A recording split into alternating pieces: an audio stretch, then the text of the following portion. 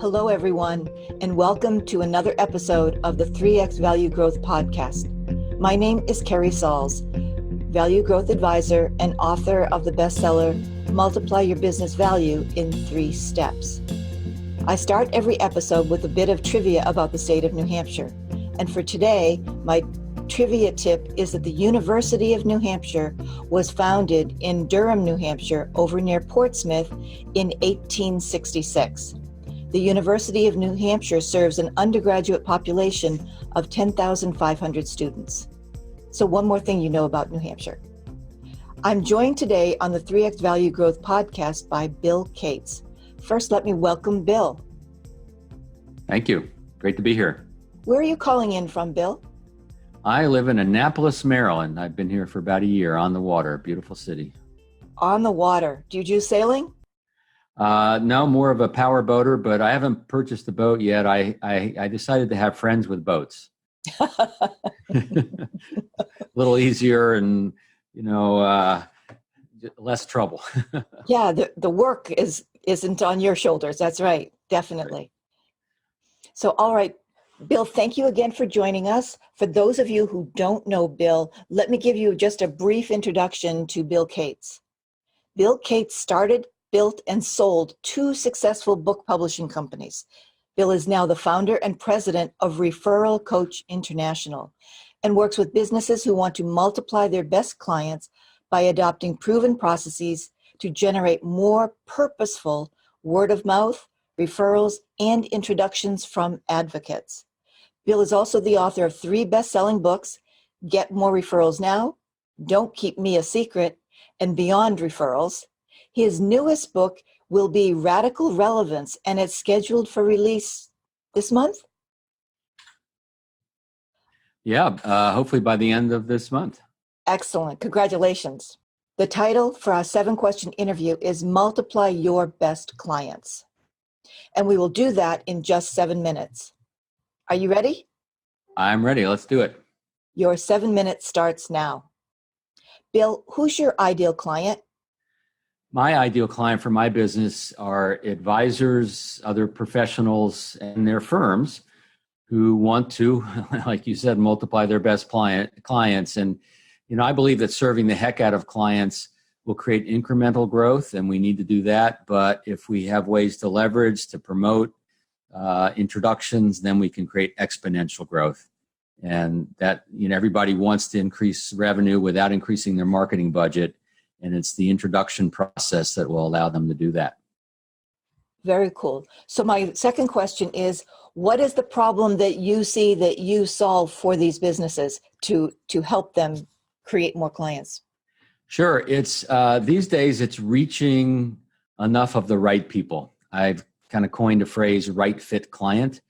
And so I don't care how successful someone is, how long they've been in this business, they usually want at least another right fit client, someone they were meant to serve, someone who's meant to be served by them. And one of the biggest problems in reaching those people is reaching those people, right? It's hard to get through all the noise. It's hard to get on their radar. And so the introduction, the closest way or the easiest way to become relevant and get on someone's radar is through an introduction from someone else they trust. And so if we can meet more people through introductions, not just word of mouth, not just, hey, call George, use my name. It's really getting introduced. And then my newest book, Radical Relevance, takes over from there of how do we message our value? How do we message what we do in a way that's going to resonate with this new prospect that we hope will become a right fit client? So it's reaching more of the right people. Many advisors tell me if they can just get in front of enough of the right people, they can take it from there. So that's where I help. And so my third question is, what are the typical symptoms of that problem that you see prospects, clients experiencing, and to make them realize that they have this problem? Sure. Well, most people kind of know they have it. And I just got off a coaching call with a client who's going through our video-based training, and then we're going to work in person, and it's kind of a mix of things. But one of the challenges they have, we're actually getting the connections, right? They have clients who are willing to talk about them. They're creating word of mouth. Sometimes those connections are made, But a lot of places, the connections are not being made. They're not getting actually introduced and reaching out to those people in the best way to bring them into their world. So essentially, I help them see the gap in their process. Sometimes the gap is that. Sometimes the gap is they're not being purposeful enough. They promote the possibility of introductions, but they don't really ask. They don't want to look aggressive, needy, pushy. I get that. And so we have processes in place to help people bridge that gap of how do we become appropriately proactive without, again, looking needy or pushy. And that's really what it boils down to, is the ask. You can dance all around it, but if there isn't an ask, you can't move forward. That's right. And you don't even know what the client needs, never mind if you have a fit. You have to ask. Yep. Agreed. Absolutely. So my fourth question comes out of that. What are the most common mistakes that you see them making when they try to go it alone, do this without your help? Yeah. So kind of piggybacking on what we just said is they dance around it. They promote introductions. They say we're never too busy to help other folks, or I teach a phrase, don't keep me a secret.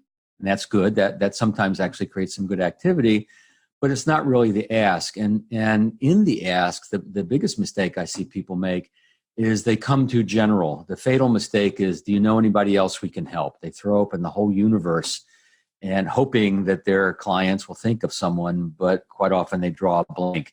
And so the most powerful way to ask for introductions is to come with some very specific people or categories of people that you know your clients know. So that's one of the biggest mistakes, is not really asking in the right way when they do ask.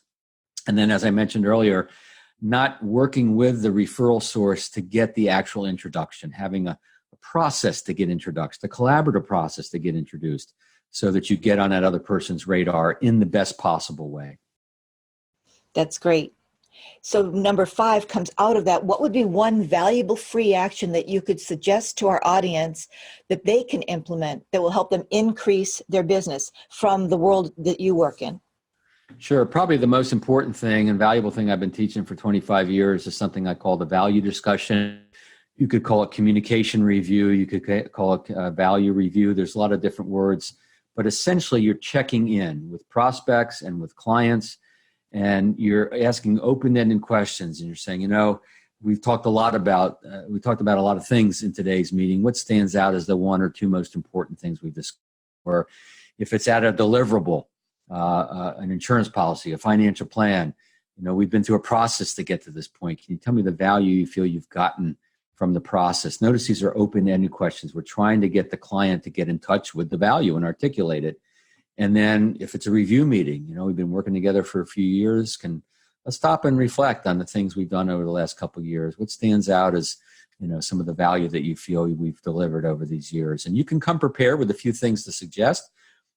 It's not a value telling, and it's a conversation. And I'm telling you, this one thing that I've been teaching for so long, it's amazing what opportunity it creates from there, from that value discussion, value check-in. You can promote introductions. You can ask for introductions. A lot of good things can move from that value discussion. Excellent.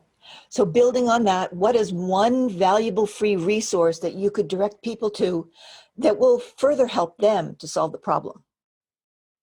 Sure, and I appreciate that. We have a great little tool that that has 5 strategies. Essentially, we call it the 5 worst kept secrets to multiplying your best clients, and you can get that at multiplyourbestclients.com. Multiplyourbestclients.com. We call it the worst kept secrets, is because everybody in this industry has the 5 secrets for this, the 10 secrets for this, and you look at them, they're not really secrets, right? These aren't really secrets, but these are things that people aren't implementing as well as they could. So multiplyourbestclients.com. That's excellent. We'll include that in the transcript too. So my Great. last question for you is really to turn the tables and turn around and say, what's one question that I should have asked you, but I didn't? And what would be that question, and what would be the answer? Wow, there's so many of those. I guess one is, why do people not try to multiply their best clients, or why do they not ask? And of course, it's fear, it's mistaken assumption, limiting belief. Again, some people think they just serve the heck out of their clients. They'll get all the introductions they need. And that's half true. But without being proactive, we miss a whole lot of opportunity. And some people don't want to look pushy. So the key is having the right approach, right? With the right approach, this idea of asking for introductions actually becomes very accessible to everybody. So it's a matter of actually having the right approach. And part of that's the right words. And I like to give people words. Now, I don't expect people to use the exact words I give them. They need to massage them and adapt them to their world and to their clients. But sometimes when they realize, oh, I could do it that way, I could say it that way, then all of a sudden that strategy or tactic actually opens up to them. So being aware of what is their fear, doubt, uncertainty around this and acknowledging that and say, okay, this feels awkward. I get it. How can I get past this awkwardness? And that's certainly a part of the work I do. And if people tap into my world, and they can learn a lot even without talking about me. And that's my goal, is to bring value.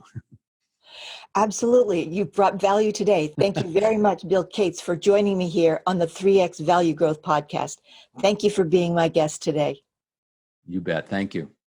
Thanks for checking out the 3X Value Growth Podcast. If you like what we're doing here, head over to iTunes and subscribe, leave us a review, or rate us.